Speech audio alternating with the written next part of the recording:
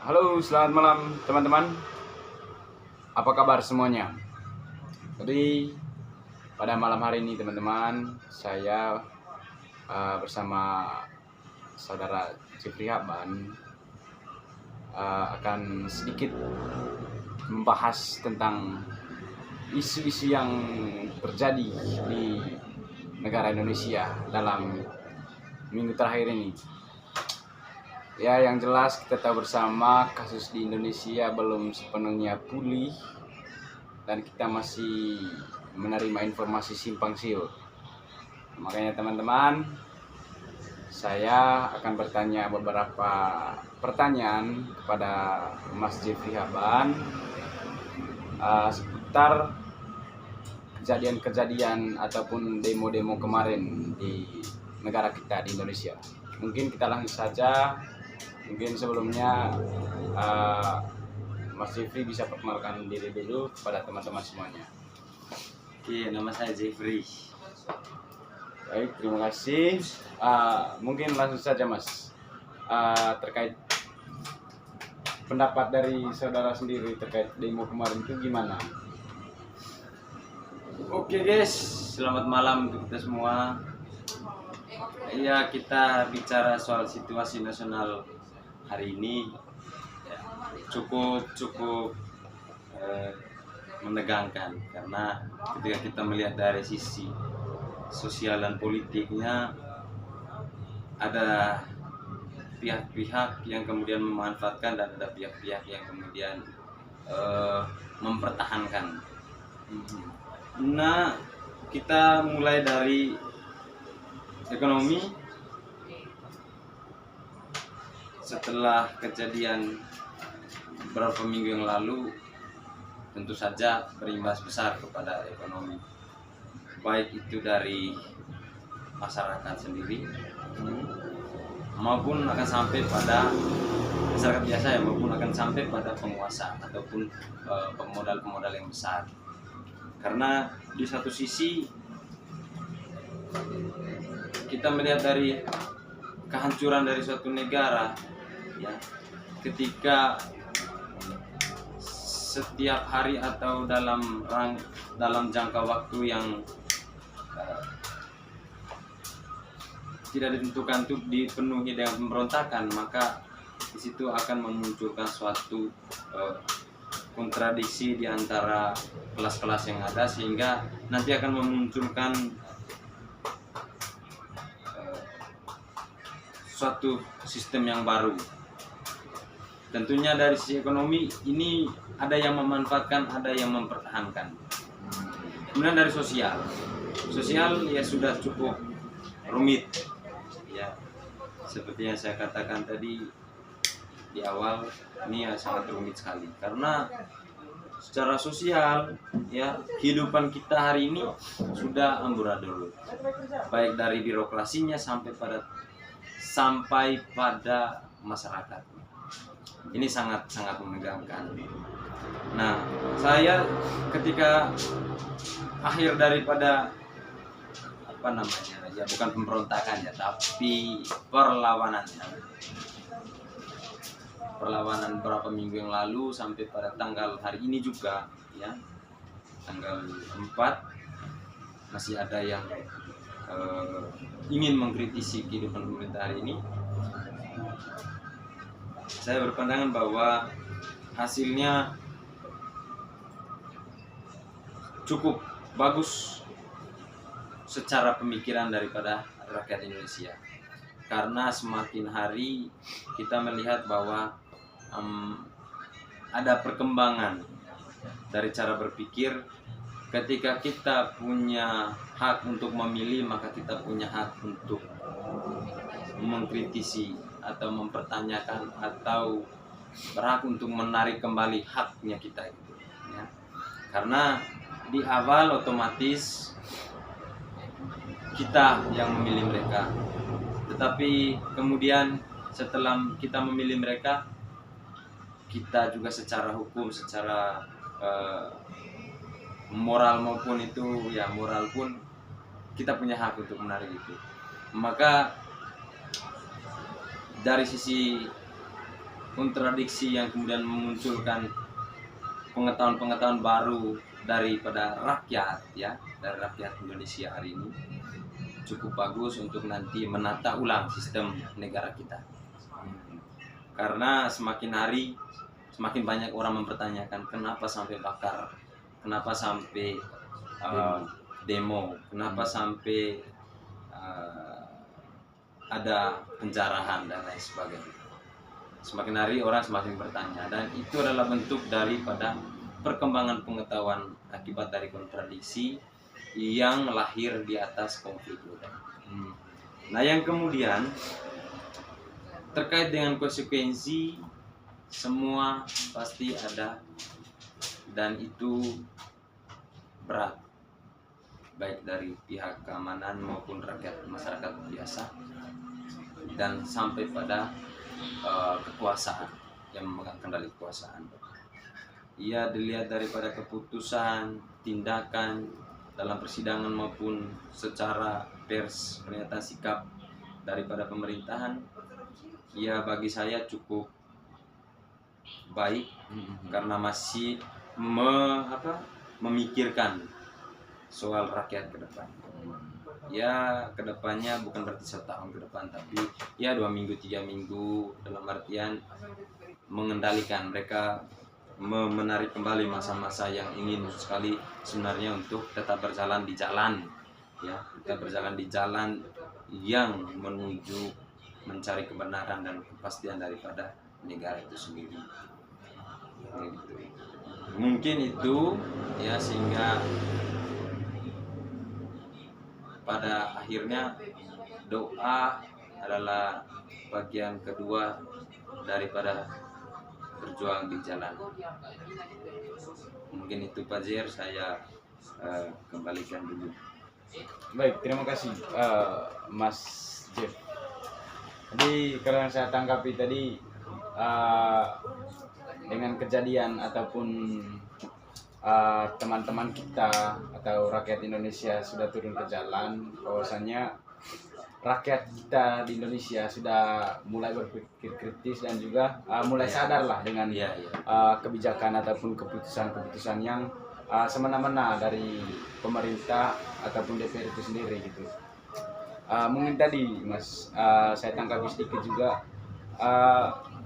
berarti kejadian yang saat ini yang dialami di Indonesia ini sangat-sangat mempengaruhi tadi faktor ekonomi dan sosial ini ya Mas. Sangat sekali, sangat mempengaruhi sekali. Buktinya sampai detik ini pun masih orang yang masih mempertanyakan, saya besok makan apa, besok saya dapat uang dari mana, yang artinya secara ekonomi ini ada satu titik persoalan, ya tentunya persoalan ini akarnya itu dari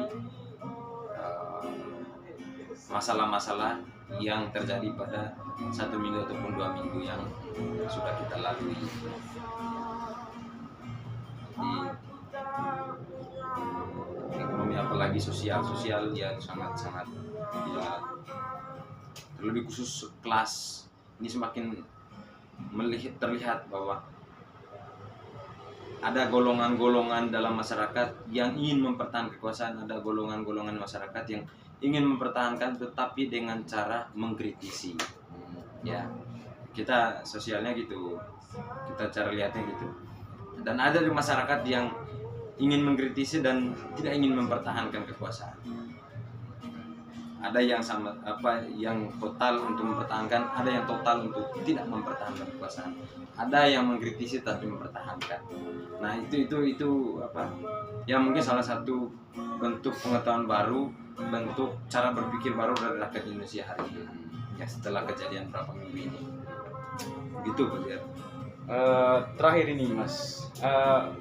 Berarti sebagai tuntutan penuntut kemarin tuh masih simpang siur ya mendengar informasi kepastian yang setelah kita mengajukan tuntutan-tuntutan kepada pemerintah maupun DPR itu sendiri, apakah ada informasi jelas mengenai keputusan yang dituntut oleh rakyat Indonesia kepada pemerintah, Mas?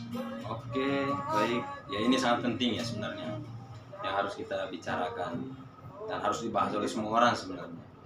Artinya bahwa di dalam suatu gerakan besar ya pasti ada tuntutan. Tuntutan itu sebenarnya tujuan yang kemudian dilaksanakan secara bersama untuk mencapainya. Nah, terkait dengan tuntutan, ketika saya berapa hari yang lalu, mungkin 4 hari yang lalu, saya melihat ada di istana melakukan siaran pers dan mereka menerima tuntutan-tuntutan murni katanya. Tuntutan-tuntutan murni. Ya artinya kalau saya mengkritisi bahwa tuntutan murni itu adalah bahasa yang digunakan oleh pemerintah seakan-akan ini ada gerakan yang tidak murni atau tuntutan yang tidak murni.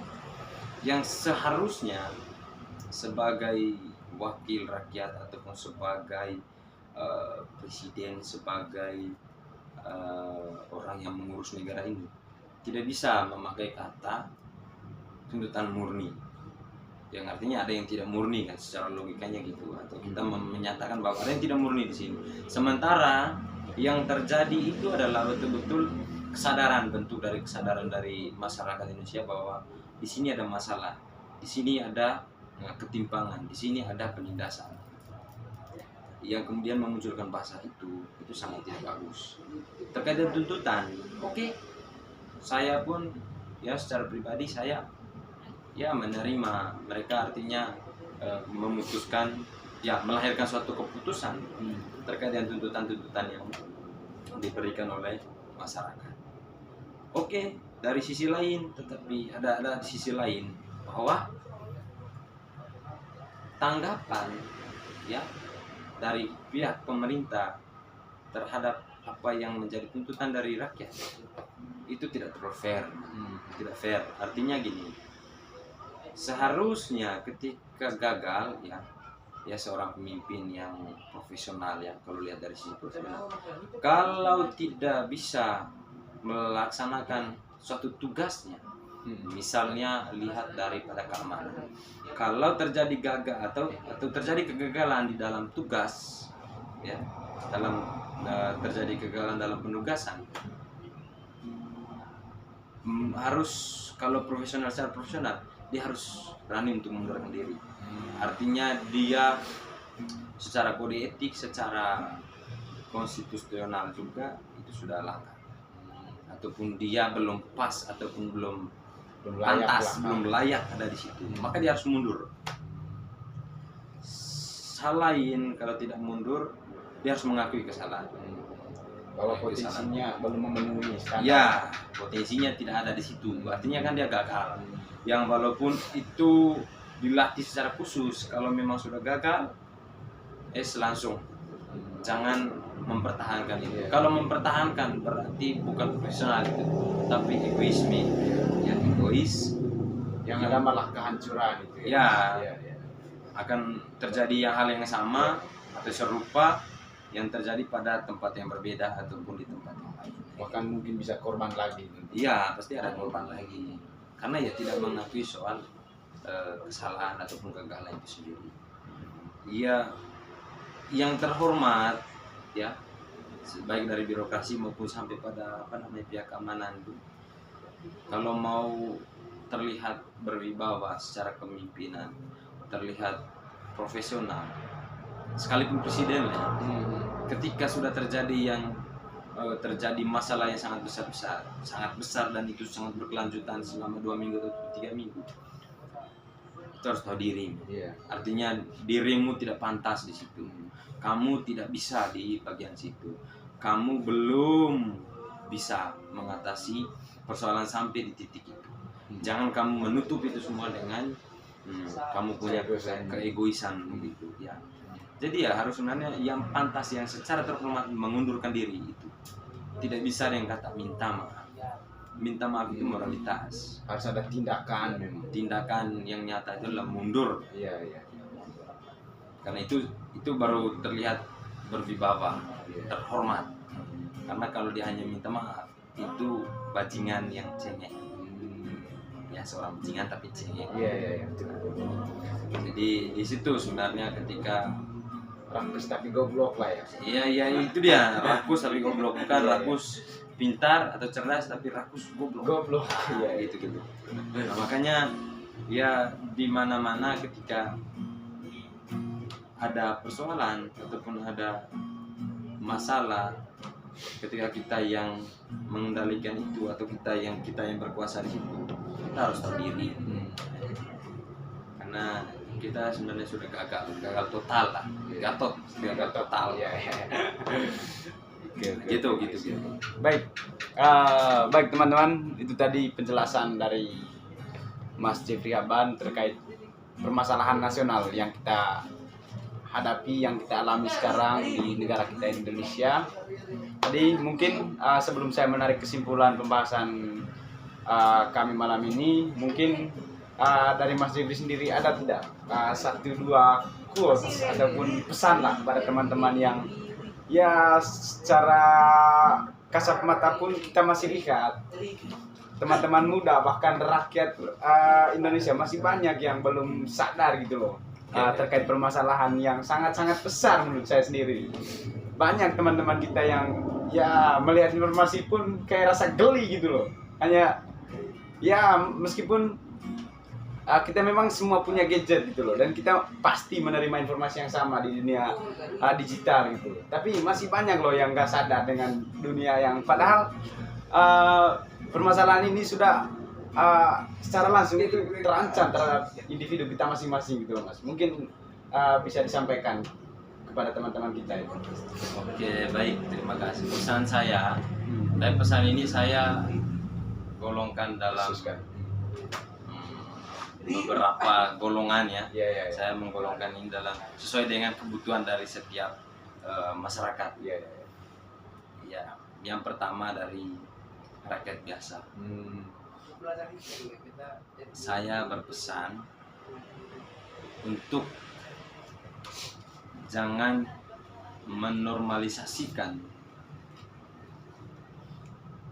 bahwa pejabat itu selalu benar dan harus dihormati.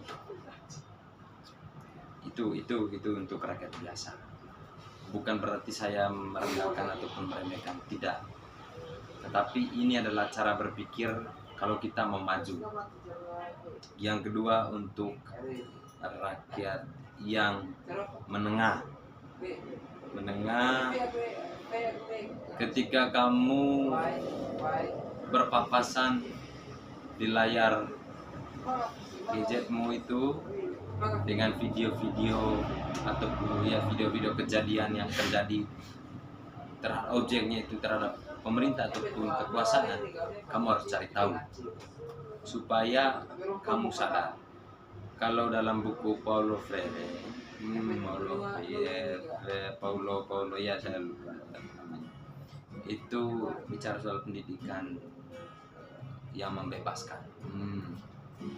Dia mengatakan bahwa semakin manusia, ya ketika manusia, karena dia berbeda dengan binatang, manusia yang punya akal ataupun binatang yang punya akal, ketika dia mengerjakan sesuatu atau mencari sesuatu atau apa yang dilihat kemudian dia mencari tahu, maka akan melahirkan sesuatu pengetahuan yang baru baginya.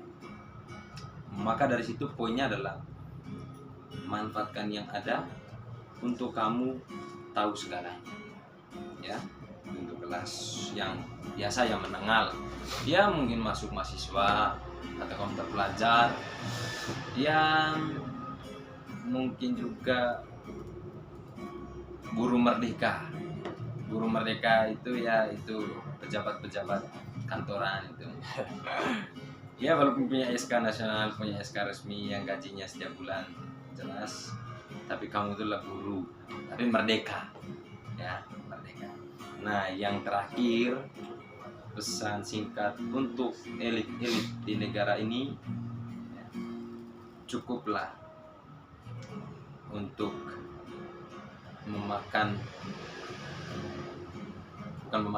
menjilat keringat orang. Keringat orang itu bau, keringat orang itu asin, keringat orang itu ada darahnya dan itu asin manisnya ada. Keringat orang itu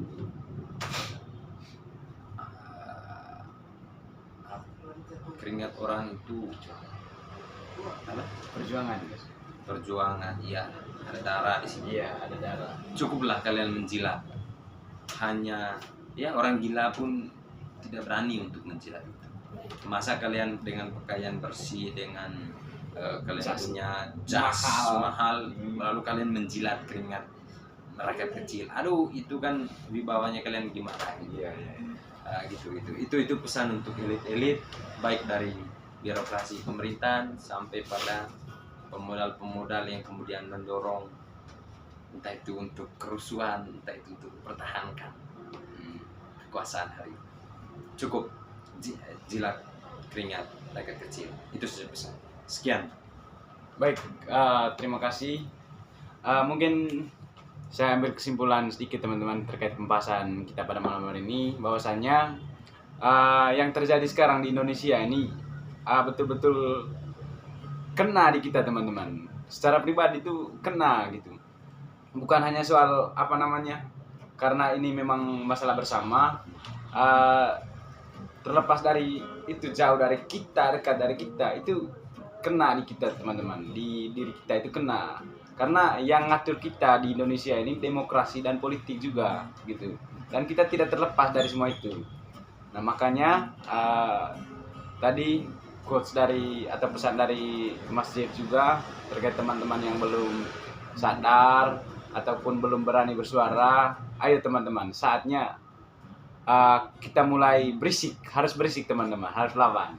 Jadi tidak ada batasan buat teman-teman bersuara, mau di media, mau di mana, itu terserah teman-teman. Ada kebebasan buat teman-teman untuk bersuara, ada undang-undang yang pegang kuat untuk teman-teman berisik juga. Jadi intinya kita bersuara sesuai dengan kebenaran, sesuai dengan apa yang terjadi gitu teman-teman. Mungkin